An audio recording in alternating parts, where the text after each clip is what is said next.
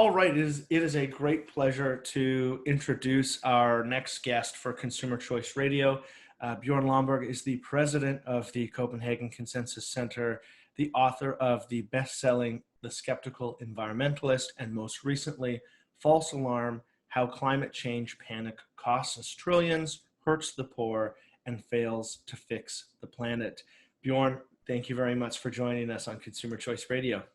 Hey, David, it's great to be here. Great, great. So you've written this new book, False Alarm. It's a very splashy headline. I'm sure that you've gotten a lot of intrigue based on that. But before we go into the specifics of climate policies, I want to ask the first question is, when it comes to climate change is real and it's something that we have to consider or be concerned about, or is it something that's not real and it's something that we can completely disregard? So, David, it's very clearly a real problem. It's human-made, and it is something that we should fix. But, and that's the main point here, we should not be so alarmed about it as we are. If you look at, if we remember back before Corona, kids across the world were terrified about this. Washington Post survey shows that 57% of all kids are alarmed about climate change. And if you ask people around the world, so a survey from YouGov of 28 nations showed that on average, almost half the world's population now believes that global warming will likely lead to the extinction of the human race. Look, that's just way beyond being reasonably concerned about a problem. That is being falsely alarmed. So we honestly believe that the world is going to end, whereas what the UN climate panel actually tells us, so the guys who write the gold standard report for the UN for everyone on what's climate about, they tell us that by about 50 years from now, in the 2070s, the average impact of climate change will be negative, and it will be equivalent to each one of us losing somewhere between 0.2 and 2% of our income. Remember, by the 2070s, each person is estimated to be about 2.63 times as rich as we are today. So almost 3 times richer. And because of global warming, instead of being 2.63 times richer, we'll only be 2.56 times richer. Now, that is a problem. It is just not the end of the world, and it's certainly not justified to believe we're all going to die. And Bjorn, one thing that I noticed in your book is you use a lot of models and cost-benefit analysis, which is something very normal for every large problem that we're trying to solve collectively. But it seems in the climate debate on the climate crisis, as it is called, it's never really taken into consideration, and even you're sometimes attacked for using that kind of model. Why do you think that is? Well, first of all, it's because it gives the wrong answer, right? If these global economic models showed us we should put everything and the kitchen sink into this in order to solve it because it would actually be a good deal, everyone would be quoting them. But the point is, the cost-benefit analysis have been made, and they've mostly been led by a guy called William Nordhaus from Yale University, who actually got the Nobel Prize 2 years ago. He's the first climate economist to get the Nobel Prize. What he spent his career on doing, and helped a lot of other people do, is basically say, look, how much is it going to cost us to do climate policies, smart climate policies, and how much is it going to help us? And not surprisingly, what he finds is we should do some, but not everything. If you do a little bit, it's fairly cheap, and it'll help a lot. If you do everything, it's going to be very expensive, and it'll actually not help all that much more. That's why he finds there's an equilibrium, which most economists come out with. But he gets viciously attacked, and my book is to a large extent based on his findings, because it doesn't give the right answer. But of course, not liking the answer is not the same thing as not actually listening to it. It's the exact same thing that most climate alarmists tell us. You can't just ignore the climate science. No, absolutely we can't. The climate science tells us there's a real problem with global warming. But the climate economics also tells us very clearly, while there's a big problem with climate, there's also a big cost to trying to tackle it. We need to balance those two. That's unpopular, but it's necessary if we're actually going to manage this. And can you maybe help walk our listeners through the magnitude of some of these costs in terms of the various climate policies? I mean, the Paris Accord comes to mind, or any policies that are taken, and what their impact is going to be and what the cost is going to be. Because when I read your work, I read through this, and it's, I mean, for me, it's like, okay, well, the the pros do not outweigh the cons, and there are better pros that we can go after in terms of policies. But for most people, when we talk about climate change, they just think, well, we need to do every policy suggestion under the rainbow, because if we don't, we have 13 years or whatever kind of big figure is thrown out there. But can you just walk us through what works, what doesn't, what the costs are? Yeah, that's a great question, because as you rightly point out, David, we are constantly being told this is the end of the world. And then obviously you're just going to throw everything at it. I mean, if this was a meteor hurtling towards Earth, we should just, send Bruce Willis up there and deal with it and give him all the money he could possibly use, right? But the reality is, this is a problem. This is like diabetes, something we need to fix and maintain and make smart choices on. But we also have to fix everything else, like the roads and the healthcare system with Corona, and the education system, all these other things. So to give you a brief answer, it is astounding. If you think back, in 2015, the world agreed to the Paris Accord, which was essentially assuming to fix climate change. It's the biggest treaty we've ever done. It's also the costliest treaty we've ever done. You would imagine somebody to actually analyze, so how much is this going to cost and how much is this going to do? The answer is no, they haven't. And for very obvious reasons, because it doesn't do very much and it costs a lot. So briefly, the impact, if every nation actually does what they promised in the the Paris Accord, we don't, and we're nowhere near on track to that. And obviously Trump has tried to pull the US out. But if you assume everyone tries to do this, the UN, the guys who actually organized the meeting, so the UNFCCC, they actually once did this calculation. It came out with the politically incorrect answer. That's why they've never done it again. But they found out, how much will we actually reduce our emissions? It turns out that it's about 63 billion tons of CO2. Now, to most people, that doesn't mean anything. But just to give you a sense of proportion, if we're going to make the 1.5 degree target, we have to cut about 6,000 gigatons or billion tons of CO2. So we're literally promising with the Paris Agreement to reach 1% of that goal. And of course, we're not on track to even do that. So the Paris Agreement is a tiny bit of the way towards fixing climate change. However, so if you translate that into temperature, it means that the temperature by the end of the century will be reduced by about 0.05 degrees. So that's not very much. It's a tiny bit, but not very much. The cost to the Paris Agreement, again, there's no official estimates, but there's lots of academically very valid studies. The best come from the Stanford Energy Modeling Forum, which brings together a lot of the best period energy economic models. What they find across the US, Europe, China, and a few other nations, and then it's scaled up to the rest of the world, is that the cost will be somewhere between $1 to $2 trillion a year. So 1 to 2% of global GDP. So we're basically talking about spending an enormous amount of money, not the end of the world money, but an enormous amount of money to do something that by in 80 years, we can't tell the difference. Not surprisingly, it turns out that's not a good idea. If you do the cost benefit, every dollar spent will avoid about 11 cents of climate damage. That's a bad deal. And that's, the point that I try to make. This is not rocket science, but it's just surprisingly how we don't want to hear this, this message. And really quick on that note, just I've heard you talk about this, where it's a dollar amount and then what the investment return is. Can you walk us through where, like something like investing in tuberculosis, or what's the return on that? So for every dollar spent in the climate space with Paris, you said 11 cents is essentially the return, or what we avoid. What are some other things that you've looked at in terms of social good where money can be spent, where that return is actually multiples higher? Yeah. So just to give a very brief sense, because to many people, this is an odd way to think about the world, right? You think about it, we buy something and then you get a chair or a house or a car. But obviously, if you're going to compare across a wide range of areas, we try to compare all the benefits that you get and add them up into a common denominator, which we usually use as money. So, if you invest in Paris, you're going to spend real money, you're going to spend dollars, but you're going to get benefits that means you'll lose less wetlands, you'll have slightly less strong hurricanes that'll have slightly less damage, and so on. And if you try to add up all those benefits, that's how you get the 11 cents. Now, you can do that across a wide range of areas. That's actually what my think tank, the Copenhagen Consensus, does. We work with more than 300 of the world's top economists, 7 Nobel laureates, to try to look at where can you spend $1 and do the most good. So obviously, I love your question.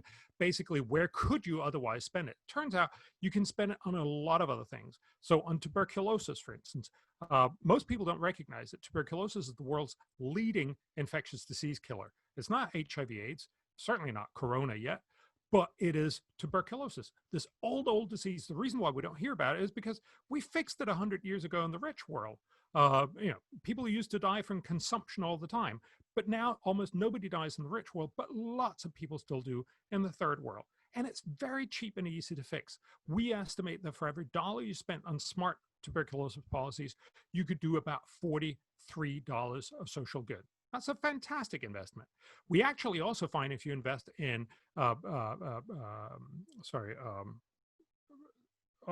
family planning, then you could, because what that does, it does not only means that kids die less and they lose their moms less, but it also means you get slightly higher economic growth.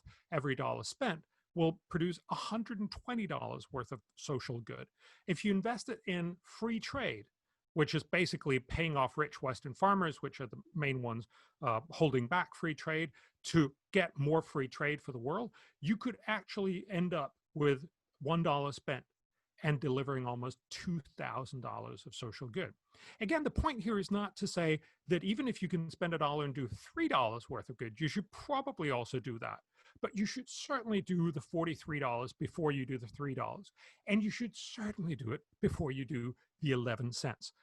And honestly, you shouldn't do the 11 cents because you should just hand out the money instead and make people 10 times as happy. One thing that you mentioned in your book, Bjorn, is about how economics is very central to this, and it's very important for thinking about solutions and how we price them out. And in the Stiglitz review, which we can get into later, he does mention the fact that there's a view of climate scientists.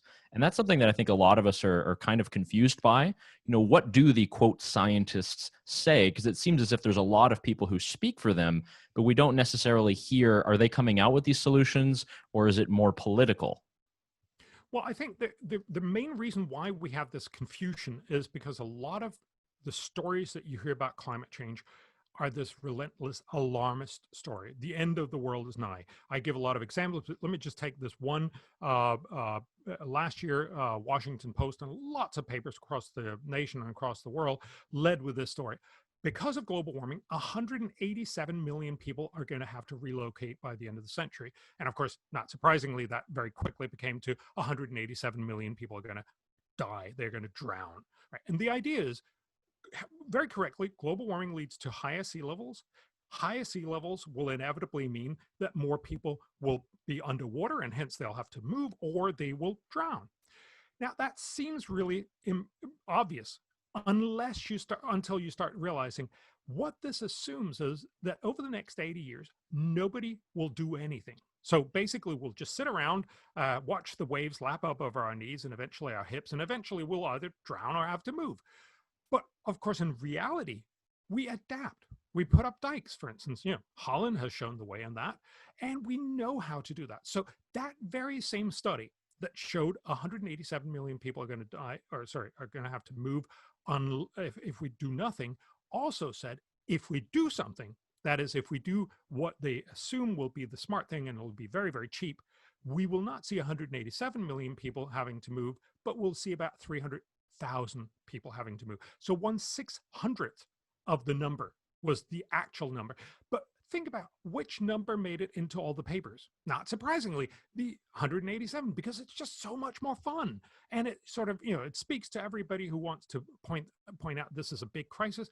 And climate is not alone in this. If you talk to, teachers unions, they'll tell you, if you don't spend more money on schools, we're all going to, our kids are not going to know how to function in a world. Or, doctors are going to tell you, if you don't spend more on healthcare, we're all going to die, kind of thing.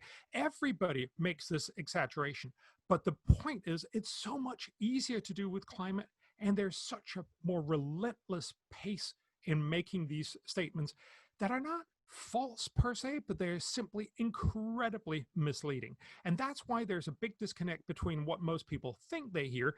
Namely, if you read one story after another, 187 million people are going to drown, clearly you think this has to be one of the biggest problems in the world, compared to the actual outcome, which is a few 100,000 people are going to have to move by the end of the century. Just to give you a sense of proportion, every year, twice that number moves out of California. I think we'll be fine to be able to find 300,000 people moving over the next 80 years in the world. It simply is not that big of a problem once you do the actual math. But if you allow yourself to be convinced by these scare stories, clearly you're going to think this is the end of the world. And then you're willing to literally spend everything on climate. And so, in regards to these alarmists, there are always people, otherwise very, very intelligent and forthright people who talk about tail risks and will maybe make the argument that, okay, this makes a lot of sense. However, there is a very, very small percentage chance that the worst of these predictions could come true, and we need to be prepared for that. What is your response to that? I mean, I know from reading the book what some of the policy solutions are, but if you could explain to us, if the alarmists are right, and let's say there is a tail risk and it does come true, what would our solution be? Yes. So it's absolutely true that what I'm looking at and what Nordhaus and most of these economic models look at is sort of the average outcome. And people can say, and certainly do say, but what if we look at the very tail end risk of this? So, everything goes wrong and we all die. Shouldn't we have done something? The problem with that argument is that's true for every possible thing that you can think about for the next 100 years. If we're talking about what should be our educational policy, what if our educational policy goes wrong and you can just make up a story and we end up making a Hitler, a guy who didn't do well in the school or something, or that we fail to fix HIV in sub-Saharan Africa, we create a failed state that leads throws in bioterrorism, and you're good to go. Everybody's going to die. You can come up with any number of conceivable scenarios. And a very obvious one that's sort of right in front of you is, how do we tackle Iran, nuclear, or North Korea? The point is, all of the things that we're doing today have certainly a non-zero risk to go incredibly badly wrong, to the extent that humanity will be threatened by the end of the century. We don't normally say, all right, let's then throw everything at this, because, and Nordhaus, of course, also addressed this, he says, what you end up with is that you have to spend an infinity of resources on every single area, which of course is impossible. That's how we deal with these things. We try to look at what's the most realistic outcome, and then we try to make some insurance for really, really bad stuff happening. Now, I'm not sure we have good insurance for either North Korea or Iran, but we do actually have fairly good insurance for climate, because that is what's called geoengineering. So geoengineering is essentially mimicking some natural causes, like, for instance, volcanoes. Back in 1991, there was a volcano in the Philippines that spewed up an enormous amount of sulfur dioxide in the stratosphere, put out a layer of particulates around the Earth for about 1.5 years. It cooled the planet about 1 degree Fahrenheit, about 0.5 degree centigrade for 2 years. So we know you can actually cool the planet. What scientists are suggesting, maybe we should try and think about doing this artificially. Just a sort of caveat. Nobody's suggesting we should do this now, because we don't know how it would work and whether there'd be really bad side effects. But we are saying, let's look at this, because if there really was something terrible lurking out in the shadows, this is the tail argument. Any climate policy, any realistic climate policy, would be absolutely powerless to actually deal with it, because we know realistic climate policies are not going to dramatically change temperatures before in half or a full century, whereas geoengineering potentially can make these changes in weeks or even days. So the idea is to say, absolutely invest some in having this backup plan, but let's not make the argument that, hey, there might be something out there, give me all your money. let's not make that argument into saying, all right, then let's make the most extreme climate policies we can come up with, because then we should make the most extreme policies to North Korea, Iran, our education policy, our healthcare policy, and everything else you can come up with, which obviously is impossible. You mentioned geoengineering. You know, it makes me think of the Icelandic volcano there a couple of years ago. All flights grounded, and the one we can't pronounce. Exactly. Yeah, we're not even going to try. But we even have had our own experiment of grounding flights with the corona. We try not to say the full name because we might get downvoted on YouTube. But with your book that just came out last week, again, the book is False Alarm. You guys can purchase it anywhere you can find online or your bookstores.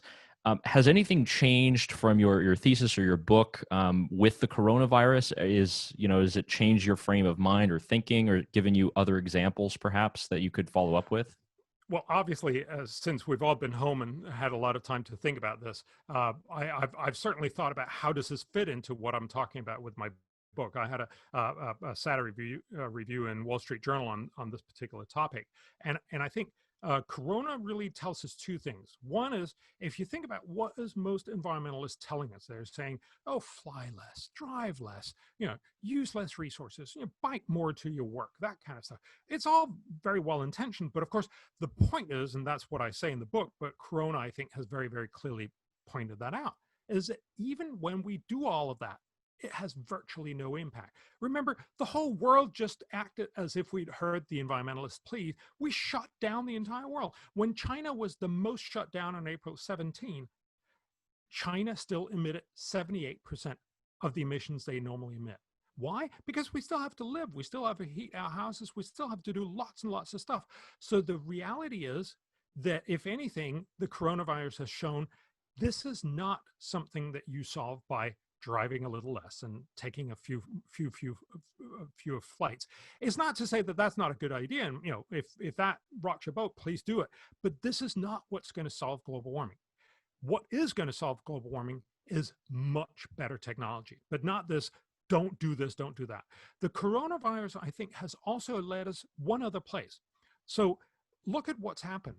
We've spent an enormous amount of resources. So the economists talk about we have the 90% world. We've spent 10% of our wealth in order to fix the coronavirus. At the same time, we also look at how much have we saved. Well, there's a whole lot of conversation about that. And certainly we've saved a lot of people from not dying. But as we're coming out of this crisis and realizing, wow, this has really cost us a lot, I think it's also time for us to start waking up. We didn't have this conversation when we first embarked on the shutdowns, but actually asking, how much should we shut down compared to how much is the value of saving extra, especially old people's lives? This feels very, very wrong to ask, but we do it all the time. Remember, we don't actually save everyone that we can. One good example is in the US, about 40,000 people die each year on the roads. We know how to make nobody die on the roads. That's just set the speed limit at 3 miles an hour. But we don't do that because we actually make an active decision of saying, look, we'd like not too many people die, but we'd actually also like to be able to get home in the evening. And we make those trade-offs. And I hope the coronavirus will also help us start having that conversation, because obviously that's the same conversation we need on climate change. And just to move into, we alluded to this earlier, the Stiglitz review. You wrote a very well drafted response to Stiglitz. I won't try and reiterate his critique of you, but if you wouldn't mind just in your own words explaining his critique of you and maybe where he was being disingenuous. I mean, from my point of view, it just seemed like he was playing tennis without the net in his critique of your book. But yeah, if you could walk our listeners through that critique of you and your response, and we'll also include in our show notes the link to your response, because I just thought it was beautiful. Thank you. So yeah, I mean, I'm fortunate enough to have New York Times actually review my book, but they also very, very clearly decided we want a bad review. I mean, actually, the commissioning editor on Twitter said, I think he probably regrets that now, admitted that he and Stiglitz had arranged that this was going to be a bad review even before he had read the book. And I think the review obviously looks like he still hasn't read the book. Now, obviously, any author who gets a bad review are going to rant about all this, and that, and the other.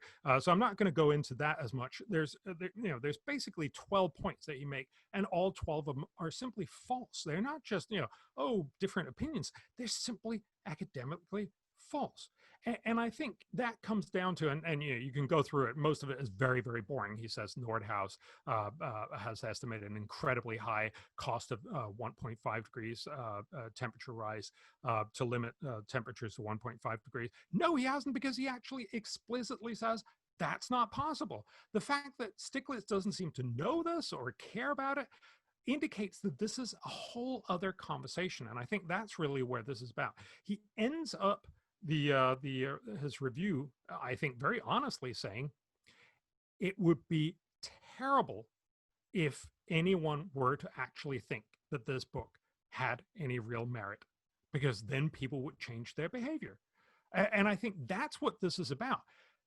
A lot of people and a lot of alarmists are very, very terrified of us having a sensible conversation about climate change, because then obviously we stop saying sure to everything they say, but instead start saying, I'm sorry, what's the cost? What are the benefits? Let's look at this proposal and actually make sound, sensible, and cost-effective climate policies.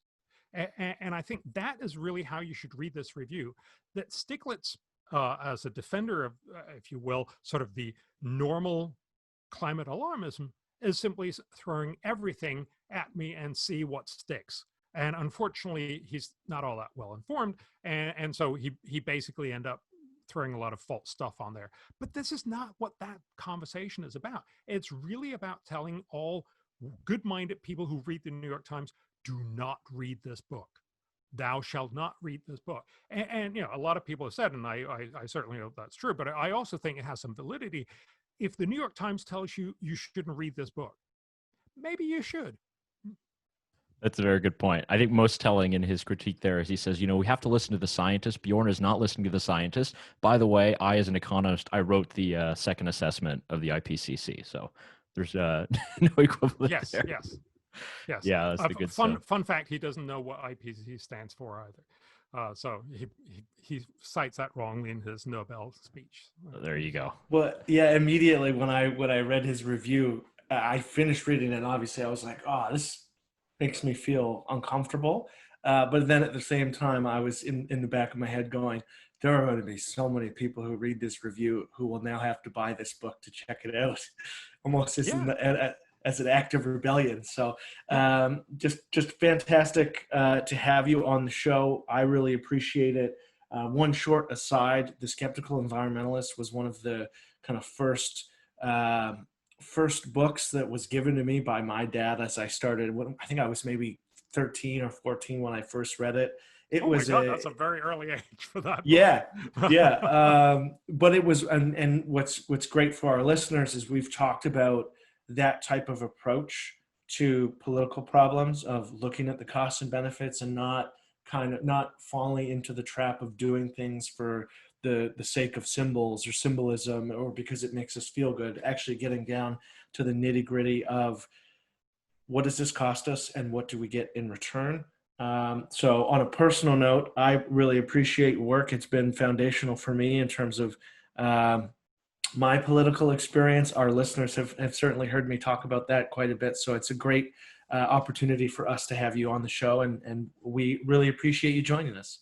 Oh, and thank you very much. Look, I'm really, really excited that this has been helpful for you. But obviously, I'm also thinking, I don't understand how this is not obvious that we have this conversation in the world.